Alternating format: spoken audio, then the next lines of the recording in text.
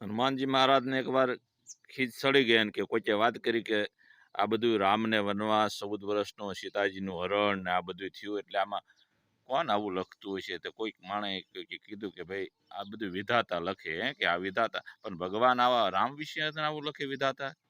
એટલે એકવાર મગજમાં સડી ગયું હનુમાનજી મહારાજને ઉપડ્યા અને વિધાતા દેવી જ્યાં ઓટામાંથી સૂતા હતા ના જઈને 2 ગદ્યાઓ મૂકી અને વિધાતાજી મળ્યા રાડ્યું નાખવો કે આ શું છે તમે હું કામ મને મારો છો? તેથી હનુમાનજી કહે છે કે મારા રામ વિશે આવું લખાય? 14 વર્ષનો વનવાસ ને તમે આવું બધું લખો એટલે આવું સારું ન લખાય?